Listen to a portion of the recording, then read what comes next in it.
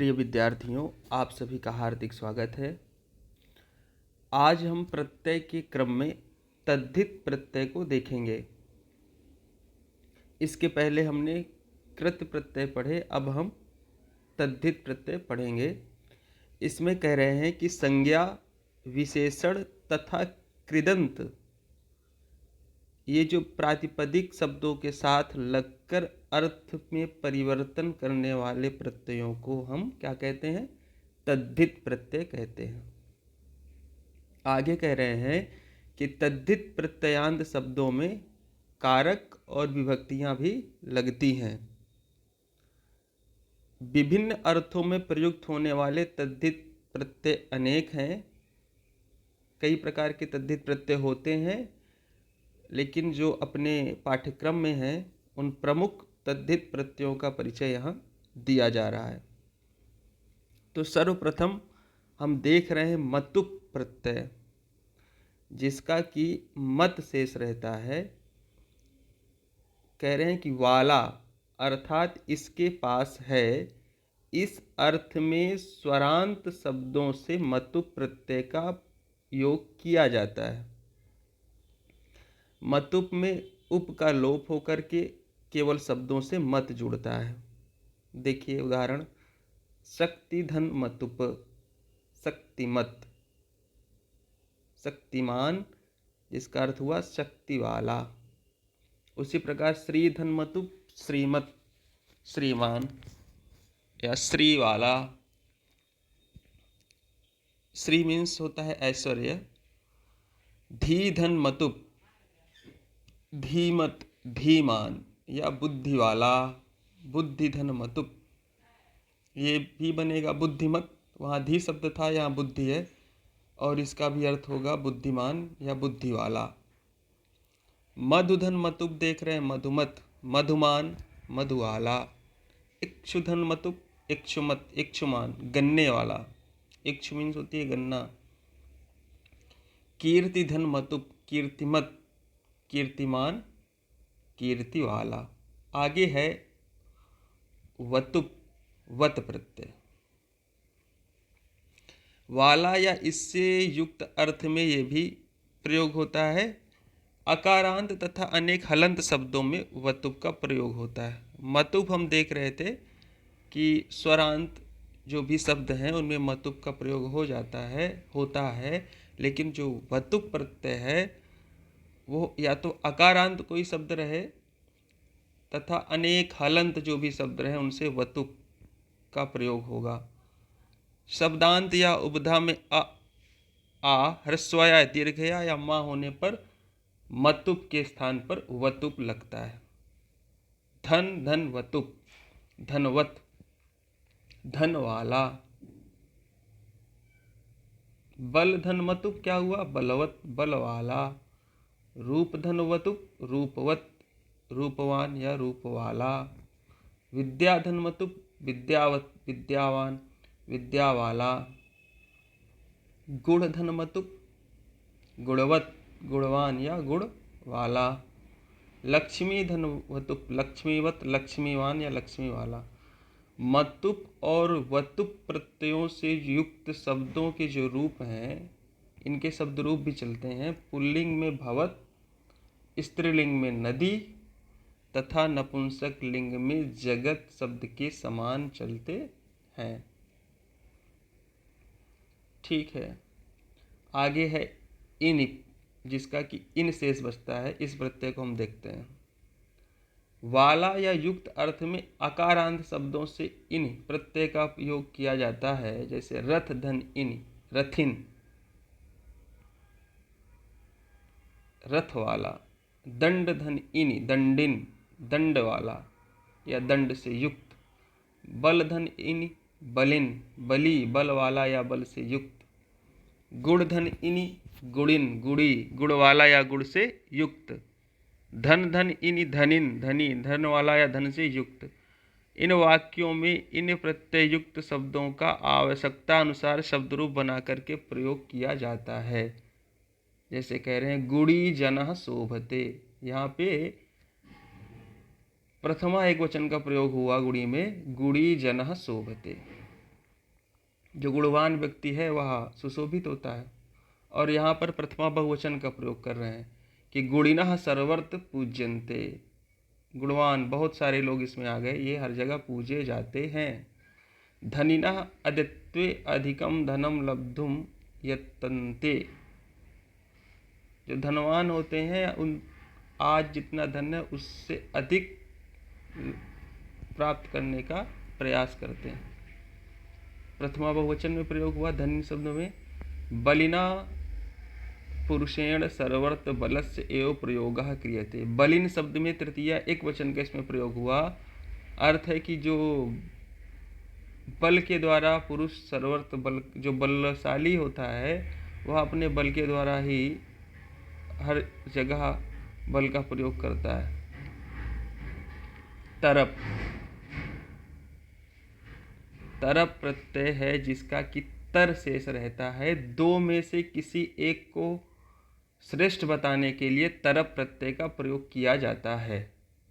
उदाहरण देखें, प्रशस्य धन तरप, प्रशस्य तरह। चतुर्धन तरप, चतुरतरः। गुरुधन तरप, गुरुतरः।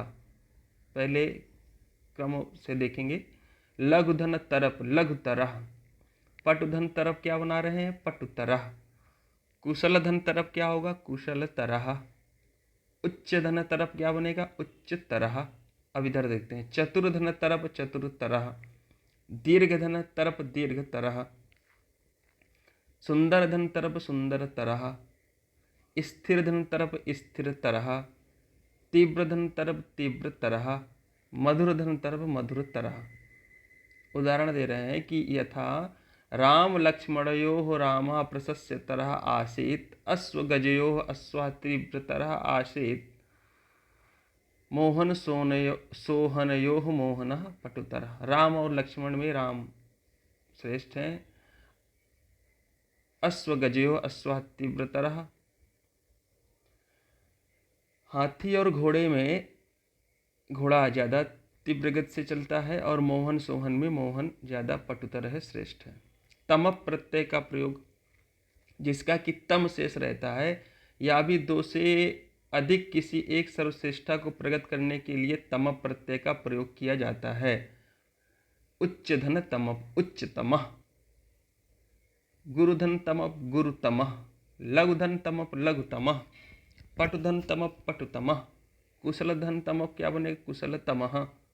मधुर धन तमप क्या होगा, मधुरतमः। दीर्घ धन तमप, दीर्घतमः। स्थिर धन तमप, स्थिरतमः। सुंदर धन तमप, सुंदरतमः। तीव्र धन तमप, तीव्रतमः। कक्षायाः छात्रेषु मोहनः पटुतमः, पशुषु अश्वः धावने तीव्रतमः इत्यादि। कक्षा के छात्रों में मोहन सबसे अधिक पटु है, तेज है। और पशुओं में जो अश्व है, घोड़ा, वो दौड़ने में सबसे अधिक तीव्रतम है, बहुत तेज दौड़ता है। आगे एक प्रत्यय का प्रयोग दिया है मयठ, जिसका कि मय शेष रहता है। प्रचुरता के अर्थ में मयट, मय प्रत्यय का प्रयोग किया जाता है। वस्तुवाचक शब्दों से खाद्य वस्तुओं को छोड़कर विकार अर्थ में भी मयट प्रत्यय का प्रयोग किया जाता है। देखिए, शांति धन मयट, शांतिमयः। आनंद धन मयट, आनंदमयः। सुख धन मयट क्या बनेगा, सुखमयः। तेजः धन मयट, तेजोमयः। मृत धन मयट, मृणमयः। स्वर्ण धन मयट, स्वर्णमयः। लौह धन मयट, लौहमयः। अण, अपत्य, पुत्र या पुत्री अर्थ में शब्द से अण प्रत्यय का योग किया जाता है। अण प्रत्यय करने पर आदि स्वर की वृद्धि होती है। उदाहरण देखेंगे, वसुदेव धन अण, वासुदेवः। वसिष्ठ धन अण, वासिष्ठः। विश्वामित्र धन अण, वैश्वामित्रः। अश्वपति धन अण, आश्वपतः। यदु धन अण, यादवः।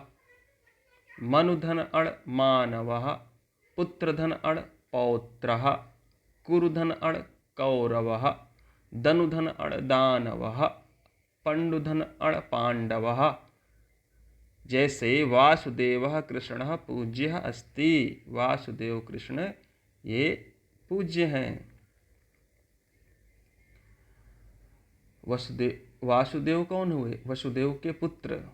भाव में भी अण प्रत्यय होता है। कुशल धन अण कौशलम, गुरुधन अण गौरवम, शिशुधन अण क्या बनेगा? शैशवम, मृदुधन अण मार्दवम, लघुधन अण लाघवम। यथा कर्मसु कौशलम शोभनम अस्ति। ठक जिसका कि इक शेष रहता है, शब्दों से भाव अर्थ में ठक प्रत्यय का विधान किया जाता है और ठक का इक हो जाता है तथा शब्द के आदि स्वर की वृद्धि हो जाती है। उदाहरण देखिए, वाच धन ठक वाचिक, शरीर धन ठक शारीरिक, धर्म धन ठक धार्मिक, कर्म धन ठक कार्मिक, नगर धन ठक नागरिक, भूत धन ठक भौतिक, अध्यात्म धन ठक आध्यात्मिक। आगे एक प्रत्यय है आपका इतच, जिसका कि इत शेष रहता है और यह अर्थ क्या देता है? सहित या युक्त अर्थ में तारक आदि शब्दों से इतच प्रत्यय का प्रयोग किया जाता है।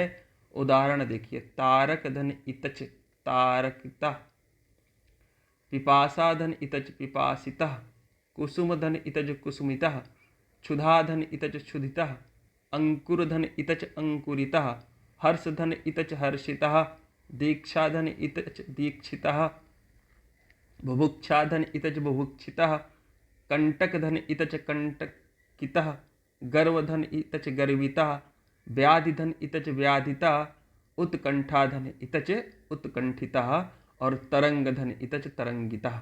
इसका उदाहरण उन्होंने दिया है, बुभुक्षितः किम न करोति पापम, क्षुधितः बालकः इतस्ततः भ्रमति, पिपासितः काकः जलम अन्वेषयति। त्वा तथा तल ये भाववाचक संज्ञा बनाने के लिए शब्दों से त्वा और तल प्रत्ययों का योग किया जाता है। उदाहरण देखें, मूर्ख धन त्वा मूर्खत्वम, विद्वंस धन त्वा विद्वत्वम, महत धन त्वा महत्वम, महत्वम देखेंगे कैसे लिखा है उन्होंने, पवित्र धन त्वा पवित्र पवित्रत्वम, पशुधन त्वा पशुत्वम, गुरुधन त्वा गुरुत्वम, लघुधन त्वा लघुत्वम, मित्र धन त्वा मित्रत्वम। और तल प्रत्यय देखिए, मूर्ख धन तल मूर्खता, विद्वस धन तल विद्वत्ता, महत धन तल महत्ता, पवित्र धन तल पवित्रता, पशुधन तल पशुता, गुरुधन तल गुरुता, लघुधन तल लघुता, मित्र धन तल मित्रता। त्वा प्रत्ययांत शब्द नपुंसक लिंग में होते हैं और इनके रूप फल शब्द की तरह चलते हैं। ता प्रत्ययांत शब्द स्त्रीलिंग में होते हैं और इनके रूप रमा की तरह चलते हैं। यत प्रत्यय है शरीर के अवयववाची शब्दों से होने वाला, इस अर्थ में यत प्रत्यय का योग किया जाता है। जैसे कंठ धन यत, देखिए क्या बना, कंठे भवम कंठ्यम, दंत धन यत दंते भवम दंत्यम, ओष्ठ धन यत ओष्ठे भवम ओष्ठ्यम, थाल था शेष रहता है। किम आदि सर्वनामों से प्रकार अर्थ में थाल प्रत्यय का योग किया जाता है, थाल का था शेष रहता है। उदाहरण, यद धन थाल यथा, तद धन थाल तथा, सर्वधन थाल सर्वथा और उभय धन थाल उभयथा। आगे एक प्रत्यय और है अपने यहाँ, तसिल प्रत्यय, इसे देख लीजिए, प्रयाग धन तसिल प्रयागतः। पंचमी विभक्ति के अर्थ में तसिल प्रत्यय का प्रयोग होता है। तसिल का केवल तस भाग बचता है और तसिल प्रत्यय जोड़ने पर जो शब्द बनते हैं वो अव्यय होते हैं। जब कोई वस्तु या व्यक्ति किसी स्थान से अलग होते हैं तो उस स्थान में पंचमी विभक्ति का प्रयोग होता है। ठीक है, जैसे देवदत्तः प्रयागात काशीम गच्छति, इस वाक्य में देवदत्त प्रयाग से अलग हो रहा है, अतः प्रयाग में पंचमी हुई और प्रयागात के स्थान पर प्रयागतः। तसिल प्रत्ययांत का भी प्रयोग हो सकता है। चाहे तो हम प्रयाग में पंचमी लगाएं या प्रयाग में तसिल प्रत्यय जोड़ दें जिससे प्रयागतः शब्द बनेगा, इसका भी प्रयोग कर सकते हैं। उदाहरण देखिए, पंचमी विभक्ति के एक तरफ शब्द हैं और दूसरे जो हैं उसमें तसिल प्रत्यय लगाया गया है। उदाहरण के साथ दिया हुआ है ग्रामात, ग्राम की पंचमी एक वचन क्या बना, ग्रामात, और इधर उन्होंने ग्राम में तसिल प्रत्यय जोड़ दिया तो बना ग्रामतः। तो हम इसका प्रयोग भी कर सकते हैं कि ग्रामतः वनम दूरे नास्ति, गांव से वन दूर नहीं है। वृक्षात, वृक्षतः, वृक्षतः पत्राणि पतन्ति, वृक्ष से पत्ते गिरते हैं, ये भी शुद्ध हो जाएगा। वाराणस्याः, वाराणसीतः, वाराणसीतः प्रयागः पश्चिमे वर्तते, वाराणसी से प्रयाग पश्चिम है। नवदिल्ल्याः, नवदिल्लीतः, नवदिल्लीतः हरिद्वार नगरम उत्तरे वर्तते, नई दिल्ली से हरिद्वार उत्तर में है। तस्मात्, ततः आगच्छति, एतस्मात् इतः आगच्छति। इस प्रकार हम पंचमी विभक्ति से युक्त जो शब्द हैं उनमें तसिल प्रत्यय का प्रयोग करते हैं। ठीक है, इस प्रकार आज हमने तद्धित प्रत्यय के सभी भागों को जाना। Thanks to you all.